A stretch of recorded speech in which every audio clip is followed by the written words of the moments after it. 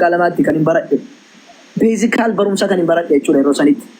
Ergasii ofii kootiitiin deemee biyya biraa Finfinnee irratti wanti garaagaraa wanti baradhe malee jechuudha. So namoota islaamaa dhufanii miidiyaa irratti kan beekaman kan viidiyoo hojjetaa jiran kan hordoftoota baay'ee qabaatan islaamaa qabachuu isaanii gahaadhaa miti. Gabbu'anii ta'anii waggaa tokko amma lamaatti barachuu qabu taa'ii baradhu jechuudhaaf immoo nama dirqama nyaataa dhugaatii isaa danda'uudhaa qabda. Waggaa tokko baay'ee naa jechuun namni riskii isaa barbaadachaa ganama fiigaa galgala fiigaa dhufee wanti baratu tokko hin jiru. Alalaqal sa'aatii tokko amma lama yoo guyyaatti barate ishee kana qeeta razzaquu danda'a. Garuu nyaata dhugaatii isaa yoo ati kan of bira gootuuf taate jechuudha. Bakka bultii yoo ta'u bira gootuuf ta'e barachuu danda'a. Saniifuu inshaallahu ta'ala waan akkasii kan hojjennee namoonni islaamaa keessaa ba'aa jiran tokkoffaan akkatti barata waan baratan dhabanii waan jara gadi dhaabu dhabee. Lammaffaa immoo nyaata dhugaatii isaa fiiga malee barumsa isaa yaani bakka riskii ijoollee isaatti guddisachuudhaaf yookiin mataa isaa hiyyummaa jalaa baasuudhaan namaa gad ta'uu dhiisuudhaaf walii gad fiiga malee taa'ee yeroo inni itti barumsa sii baratu hin jiru rakkoodha. Rakkoodha. Karaa kamuu jireenya mo'achuudhaaf fiigadame.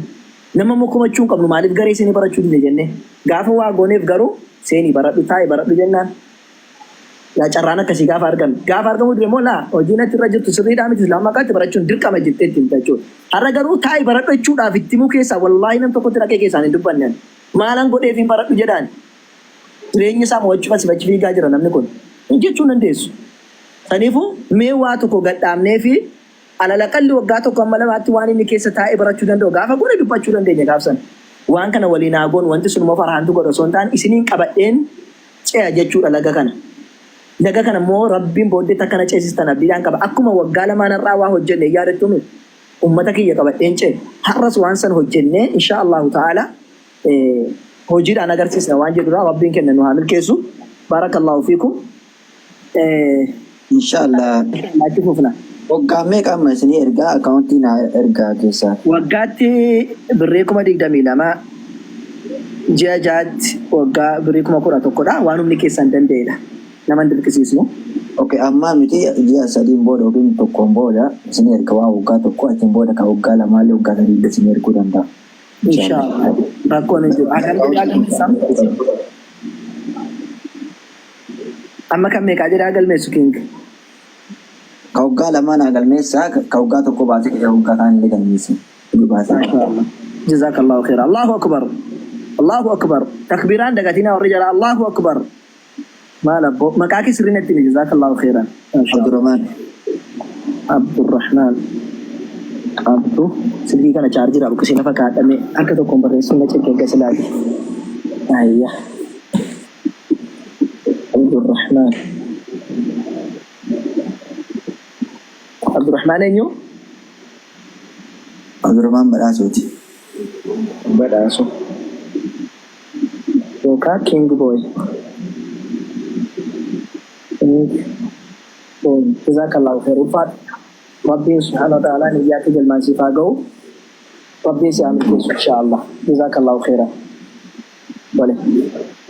Ofin bontu jirta? Waggaan tokko kuma kudha tokko Itoophiyaati. Ofin bontu jirta? Assalamualaikum. Waalaikumsalam warahmatullahi wabarakatuh. Wallahi misaan nyaanne waan isin ajjabu. Kuttiniin na dhabane. Abuuti jiif muuz. Nagaa fayyaa keessanii mataana dhukkubdee nambeelee fakkaata. Hayyee nagaa keetii ofiin boontu. Alhamdulillah fayyaa. Dhokadheen cicciniin na dhamuusi. Hayyee itti fufi.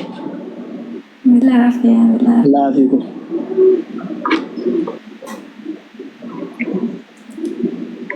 Waggaa tokkoon iyyadheedha ustaas. Hayyee maqaa kee sirrii natti himi.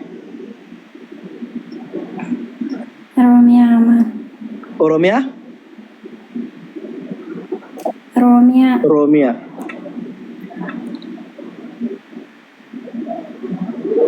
Oromiyaa eenyu?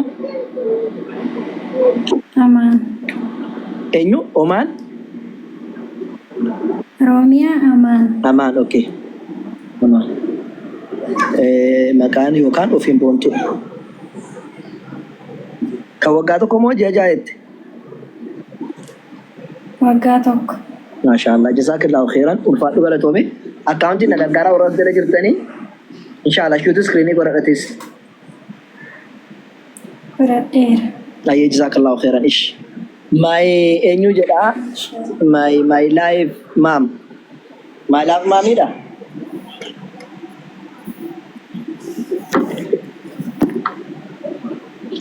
my life. Assalamualaikum warahmatullahi wabarakatuh. Waalaikum assalam warahmatullahi wabarakatuh. Dhiifa maarabanna bira jirti. Ji'a afuriin booda nan galchaa birrii 35,000 barreeffadha. Allahu akbar. Allahu akbar. Allahu akbar. Takbir. Allahu akbar.